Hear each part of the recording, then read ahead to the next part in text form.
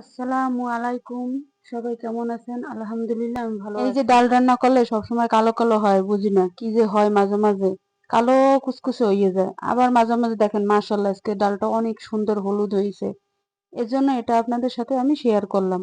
অনেক সময় ডালটা রান্না করলে কালো হয়ে যায়, কেন আমি বুঝতে পারি না। কি যে হয়, কি জন্য হয় আমি বুঝি না। এখন এইখানে কি সাপ্লাই পানির জন্য না, দেশে তো দেখা যাচ্ছে পুকুরের পানিতে আমরা সবাই রান্না করি, এর জন্য কালারটা অনেক সুন্দর। তারপরে বৃষ্টির পানি দিয়ে যদি আমরা ডালটা রান্না করি, খুব সুন্দর একটা কালার আসে। আমি সব পানি দিয়ে রান্না করে দেখেছি, কিন্তু ডাল মাঝে মাঝে আমার কাছে কেমন যেন ডালটা হয়ে যায়, কেমন যেন ডালটা কালার আসে, মাঝে মাঝে কালো কালো হয়ে যায়। আজকে কিন্তু আমি টমেটো দিয়ে ডালটা রানলাম, খুব সুন্দর হয় টমেটো দিয়ে ডাল। আর এখন শীতের দিনে সবাই টমেটো দিয়েই ডাল রান্না করে খাই আমরা, তা তো জানি। ডাল রান্না শেষ হয়ে গেছে, আজকে আমি একটু পাতলা পাতলা করে টমেটো দিয়ে ডাল রান্না করলাম। আল্লাহ যদি খাওয়ায় এটা দিয়ে আজকে খাবো। এখানে কি রান্না করব আজকে? আজকে কিন্তু সরিষা শাক নিয়ে আসে, ওই যে চিংড়ি মাছ বাটা দিয়ে দিলাম। এর আগে পেঁয়াজ মরিচ, পেঁয়াজ রসুন সুন্দর করে ভাইজা এই চিংড়ি মাছ বাটা দিয়ে দিলাম। খুব সুন্দর একটা ঘেরান আসছে, অনেক সুন্দর ঘেরান আসার পরে এই সরিষা শাকটা আমি দিয়ে দিছি। অনেকে কিন্তু সরিষার শাকের ভাপ দিয়ে ফেলে দেয়, না আমি কিন্তু ফালাই দিই না। সরিষা শাক যদি আমি ভাপ দিয়ে ফালাই দিই, তাহলে ওই সরিষা শাকের ঘ্রাণটাই চলে যায়।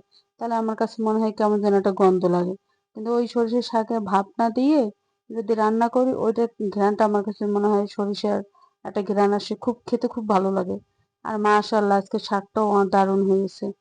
এই পেঁয়াজ রসুন সুন্দর করে ভেজে একটু শুকনো মরিচ দিয়ে দিছি সুন্দর করে। যতক্ষণ লাল লাল না হবে, চিংড়ি মাছটা ঘেরান না আসছে, আমি অতক্ষণই ভাজছি।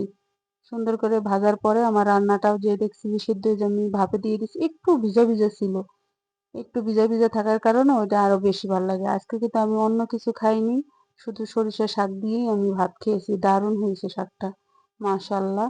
এইভাবে রান্না মাঝে মাঝে হলে নিজে তো খেতেই পারবো, আর একজন আমার সরিষার শাক রান্নাটাও হয়ে গেছে, এটাও আপনাদের সাথে বলে দিলাম। মাশাআল্লাহ আজকে কিন্তু বেশ কয়েকটা আইটেমই আমার রান্না করা হয়েছে, সেই ভিডিও আপনাদের সাথে আমি শেয়ার করেছি।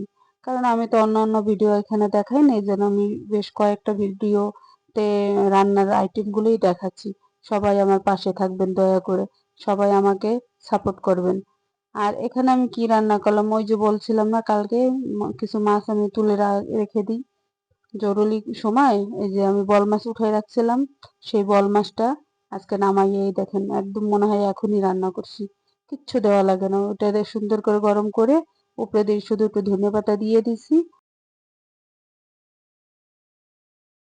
যাই হোক, এটাও আমার রান্না করা হয়ে গেছে, এটাও আপনাদের সাথে দেখালাম। আজকে কয়টা রান্না করব, সব কটা দেবো। এখানে আবার কি করতেছি জানেন? এখানে করতেছি আমি মাঝে মাঝে এটা রান্না করে খাইছি কয়েকদিন।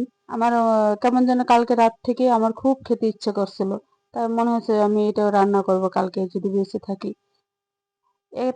এখানে আমি কাঁচা টমেটো আছে, কাঁচা টমেটো সুন্দর করে যে একটু পেঁয়াজ মরিচ, কাঁচা মরিচ, একটু রসুন, একটু হলুদের গুঁড়ো মরিচের গুঁড়ো সবগুলো দিয়ে একটু ভেজে এই যে কাঁচা টমেটো দিয়ে দিলাম। এখানে কিন্তু একটু কালি জিরে দিয়েছিলাম। কালি জিরা দিলে ওই ঘ্রাণটা আমার কেমন যেন, কালি জিরা আমার খুবই পছন্দ। সবকিছুতে আমি কালি জিরা খাইতে পারি।